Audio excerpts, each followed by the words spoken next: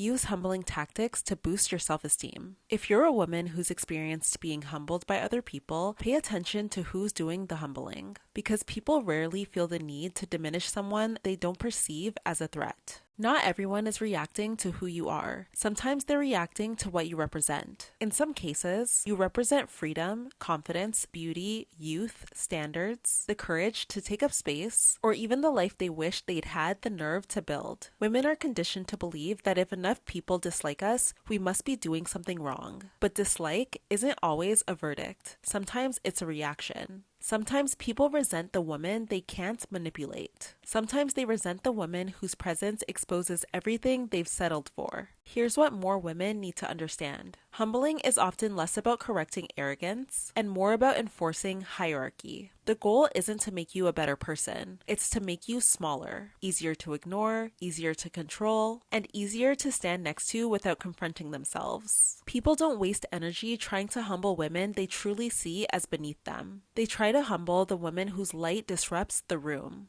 The moment an insecure person realizes they can't control your value, they'll try to make you question it. That's when the humbling tactics begin. Think about it. Why do some people suddenly have a list of your flaws the moment you start winning? Why do compliments disappear the second you stop doubting yourself? Why does your glow up suddenly make people concerned about your attitude? Because confidence disrupts the role they assigned you. You were never supposed to outgrow the version of yourself that made them feel secure. A lot of women have been conditioned to treat every criticism like it's a lesson. And sometimes it is. But sometimes criticism is just resentment dressed up as honesty. And if you can't tell the difference, you'll spend your life correcting things that were never the real problem. Some people don't actually want you to be humble. They want you to stay unsure of yourself. Because a woman who's questioning herself is easier to influence. But a woman who's certain of herself is much harder to control. And the irony is, many women think they're being taught humility when they're actually being trained to become smaller. The more visible you become, the more uncomfortable you make people who benefited from your invisibility.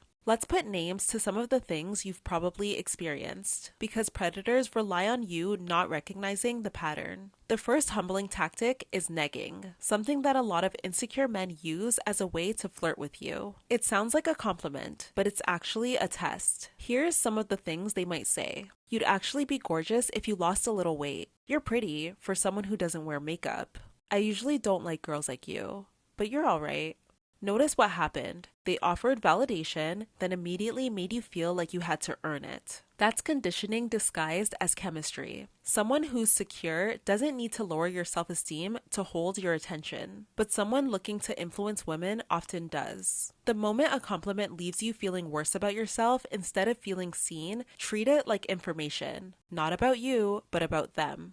Another humbling tactic you may have experienced is tall poppy syndrome. Here's how it works. The moment you stand out, someone decides you need to be cut back down. You become successful, now you're intimidating. You have a glow up and become more beautiful, now you're attention seeking. You become wealthy, now you've changed. You become confident, now you're doing too much. It's funny how the same traits people admire suddenly become a problem the moment a woman embodies them unapologetically. Because the issue was never about your success, your beauty, your confidence, or your ambition. The issue is that you're no longer making yourself smaller to keep other people comfortable. Another humbling tactic people rarely warn you about is pretty punishment. People love to say beautiful women have life on easy mode. What they don't talk about is the price some women pay for being a little too visible. The moment you walk into a room, some people decide who you are before you've even opened your mouth. To them, you must be arrogant, fake, or shallow. Pay attention to people who seem determined to humble you before they've even met you. A lot of the time, they're not reacting to your character. They're reacting to what you represent, your confidence, your visibility, your beauty, and your refusal to shrink. Projection has a way of disguising itself as constructive criticism. Don't confuse someone else's insecurity with a flaw you need to fix.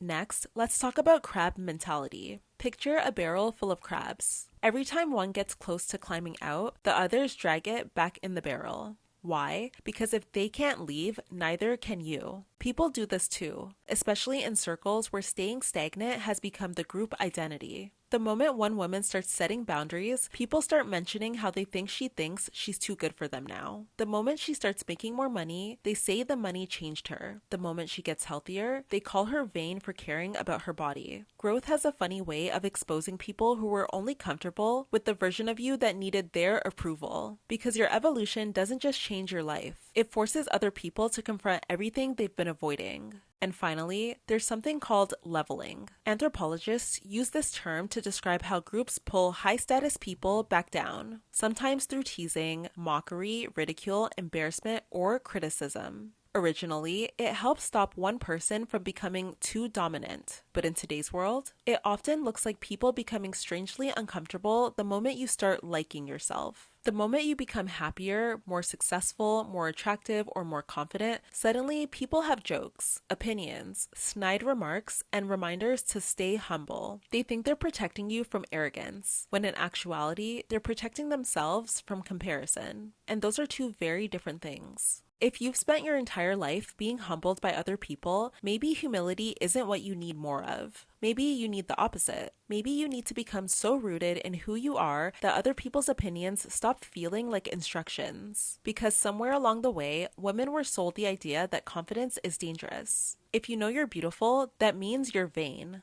You know you're intelligent, that makes you intimidating. You speak with a sense of certainty. Now people are asking, who does she think she is? As a result, women will often try to make themselves easier to digest. They'll soften their opinions, downplay their achievements, and pretend their success was luck. If they receive compliments, they'll laugh it off. If they're goal-oriented, they'll hide their ambition. Here's what I've learned over the years. People committed to misunderstanding you will always find a reason to misunderstand you. Their ultimate goal is to keep you busy chasing their approval instead of building a life you're proud of. So stop trying to make insecure people feel better at your expense. Take up space and let them adjust. Here's another uncomfortable observation. Some people will work overtime to convince you that you're not as special as you think you are. If they can convince you that you're too much, they don't have to ask themselves why your growth makes them uncomfortable. It's easier to label you as arrogant than to admit your self-respect is challenging their access to you. Projection is one of the oldest defense mechanisms in the book. Not everyone attacks your flaws. Sometimes they attack the exact qualities that make you powerful, like your boundaries or your willingness to be seen. Because your freedom can feel like an accusation to someone who is still trapped in their own limitations.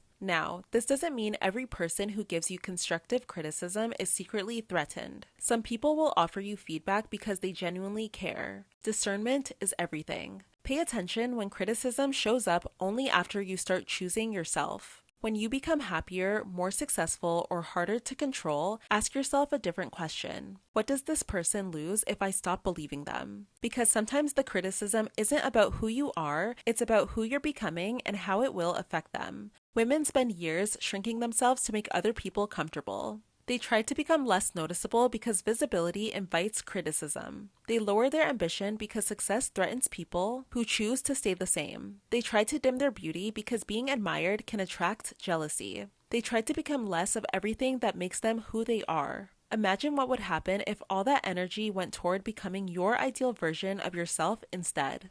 The women who transform their lives aren't always the smartest, prettiest, or luckiest women. They're usually the women who stop negotiating their right to take up space. That's the real villain arc. Not becoming a cruel or bitter person, but becoming unavailable for manipulation. Becoming immune to manufactured shame. Becoming someone who no longer confuses other people's discomfort with their own failure. Not everyone who attempts to humble you is trying to teach you a lesson. Sometimes they're simply projecting. Not every opinion is wisdom, and someone who is trying to shrink you is definitely not trying to help you grow. If someone seems unusually committed to making you question yourself, ask yourself why. That question will take you somewhere far more powerful than asking yourself, what's wrong with me? Because maybe the answer is nothing. Maybe you're just standing in a way that makes someone else aware of how much they've been avoiding their own growth. And that's uncomfortable, because confident women don't just exist, they reflect. They remind people of the dreams they abandoned, the boundaries they never set, and the courage they never claimed. That's why some people will try so hard to humble you. Not because you're an arrogant person, but because your confidence exposes their discomfort. So, the next time someone tries to knock you down a peg, don't rush to defend yourself. Don't scramble to prove your worth. Just observe. Because people rarely spend their energy trying to dim lights they don't notice. They don't study what doesn't affect them. They don't challenge what doesn't intimidate them. And every time they attempt to reduce you, it's revealing something. Your presence is being felt. You don't need to shrink yourself because someone else feels small beside you. Instead, keep evolving, keep glowing, keep taking up space, and let the people committed to misunderstanding powerful women learn the hardest lesson of all. A woman who knows her worth is impossible to control with shame because she no longer mistakes someone else's projection for her own truth. Alright ladies, that is all for today's video. If you'd like to keep up with more of my content, you can follow me on Instagram and TikTok at Reina Safo. One last thing, always remember to protect the woman you're becoming. I'll see you in the next one.